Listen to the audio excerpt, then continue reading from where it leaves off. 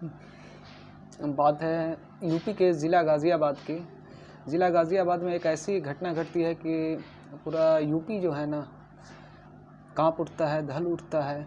ऐसा मामला आपने बहुत ही कम देखा होगा। बात है वो भी 7 शादियाँ, एक लड़की 7 शादी करती है और सातों को धोखा देती है। बड़ा ही दिलचस्प कहानी होगा, आप हमारे साथ बने रहें और हम इस वीडियो को अंत तक देखें। बड़ा ही दिलचस्प कहानी है। बात है यूपी के ज़िला आदाब, नमस्कार, सत श्री अकाल। बात है यूपी के ज़िला गाज़ियाबाद की, जिसमें UIFB के मालिक होते हैं जो 200 करोड़ की कंपनी होती है। 200 करोड़ की कंपनी होती है तो वो उनके पास खुदा अल्लाह ने बहुत सारे नेमतों से नवाजा था, बहुत ही पैसा दिया था। तो वो कॉम्प्लेक्स बना रहे थे, कॉलेज बना रहे थे, 2 कॉलेज बनाया और एक कॉम्प्लेक्स बनाया उन्होंने, और बहुत ही ज़िंदगी अच्छी चल रही थी और घर वाले भी खुश थे और घर भी अच्छा आलीशान था। तो अचानक एक दिन उनके बेटे का कार एक्सीडेंट होता है। कार एक्सीडेंट होने के कारण पूरे फैमिली दौड़े दौड़े जाते हैं, उसको हॉस्पिटल में भर्ती करवाते हैं। तो हॉस्पिटल में ले जाने के बाद डॉक्टर उसको मृत घोषित कर देते हैं कि ये अगर आप थोड़ी देर पहले लाते तो ये लड़का बच सकता था, और नौजवान लड़का था।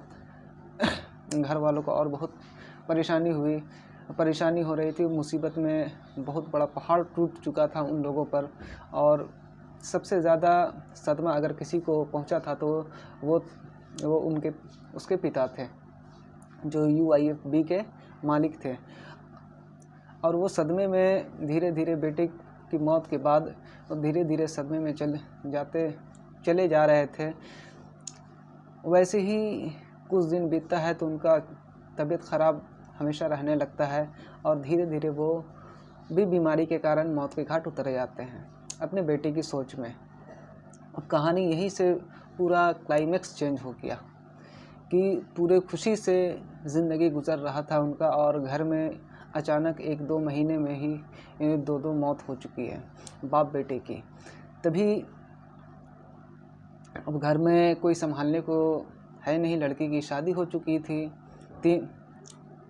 तीन औलाद थे उनके, मियाँ बीवी, और 2-3 बेटा बेटी, 2 जिसमें लड़का और एक लड़की थी, जिसमें लड़की की शादी हो चुकी थी। लड़की अपने ससुराल में चली गई थी और इधर माँ बेटा बच गए थे और घर में कोई है नहीं था नहीं।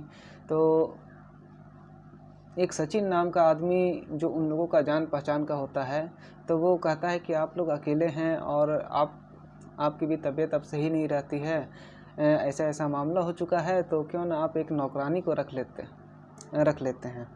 तो जो घर की मालकिन होती है उसका नाम होता है सुधा सिंह।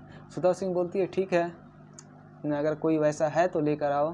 तो वो एक लड़की को लेकर आता है जिसका नाम होता है प्रीति को लेकर आता है। प्रीति को लाने के बाद वो बात करती है। बात करने के बाद वो उसी घर में नौकरानी बनकर काम करने लगती है, और वो इतने अच्छे से उन लोगों की देखभाल करती है कि लगता ही नहीं कि वो बाहर की लड़की है, वो नौकरानी है, और वो भी घुल मिल जाती है। और सुधा सिंह सोचती है कि अब कुछ तो सही हुआ, अल्लाह का शुक्र है। और लड़की धीरे धीरे, माँ की भी तबीयत ख़राब होती है, तो अचानक जब डॉक्टर से चेकअप कराने जाती है तो 3rd स्टेज का कैंसर उनको पाया जाता है। तो 3rd स्टेज का कैंसर पाया जाता है तो वो घबरा जाती हैं, और घबराने के बाद धीरे धीरे वो सोच में पड़ जाती हैं, और अचानक के धीरे धीरे ख़राब होने की वजह से उनकी भी मौत होने की कगार पे रहती हैं। तभी वो सोच रही थी अपने एक छोटे लड़के के बारे में कि उसकी पहली शादी हुई थी, जिसमें उसकी शादी होती है तो सुहाग रात के स्टेज पे वो जब जाती है तो देखती है कि लड़का अपाहिज है और दिमाग से भी थोड़ा हल्का है। तो वो डर कर जो है ना लड़की भाग जाती है और उसी के बाद माँ और परेशान रहती है कि अब क्या होगा, मेरे जाने के बाद इस लड़के का क्या होगा।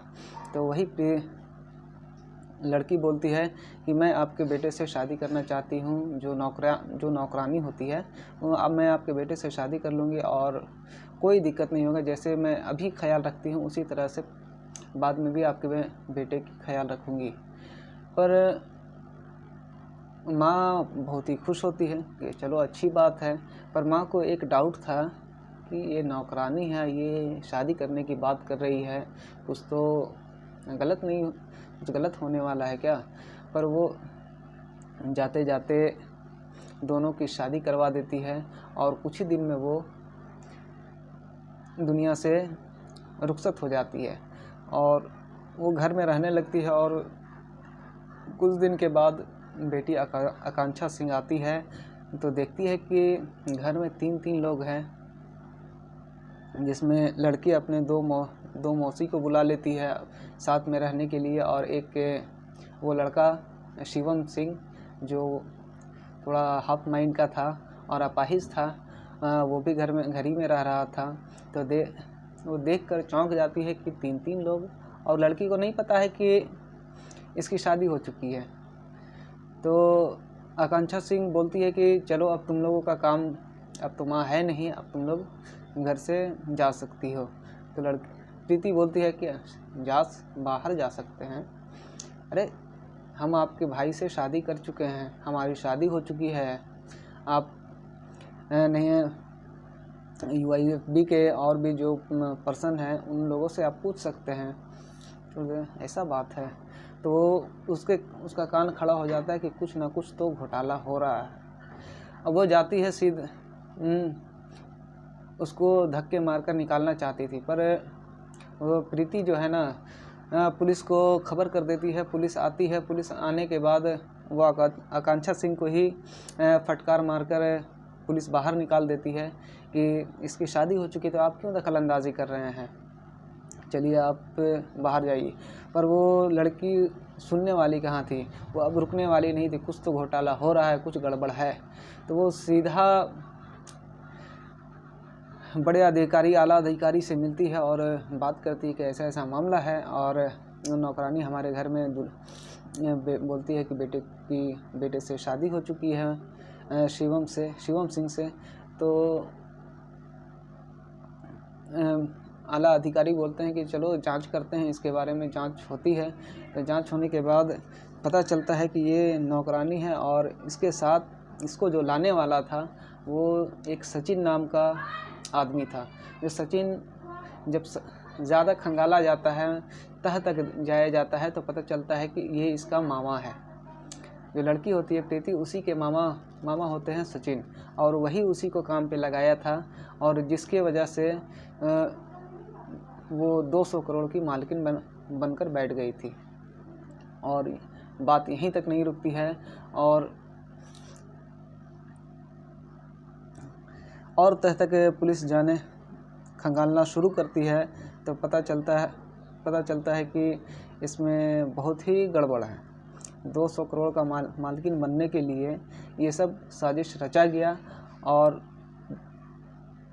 मामा और भगनी को गिरफ्तार किया जाता है और दोनों को पुलिस स्टेशन ले जाया जाता है और दोनों को जो सज़ा होना था, जो धाराएं लगनी थी वो लगता है और दोनों को जेल में बंद कर दिया जाता है। और आकांक्षा सिंह की बेटी की मदद से वो घर बच जाता है, नहीं तो 200 करोड़ का प्रॉपर्टी लूट जाता है और सारे बर्बाद हो जाते हैं। आज के लिए इतना ही।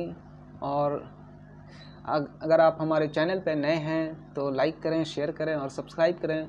सब्सक्राइब करना बिल्कुल भी ना भूलें, क्योंकि आपका भाई भी मेहनत कर रहा है, मेहनत का फल मिलना चाहिए। और आप हमारे चैनल को ज़्यादा से ज़्यादा शेयर करें और सब्सक्राइब करना बिल्कुल भी ना भूलें। Thank you so much. जय हिंद।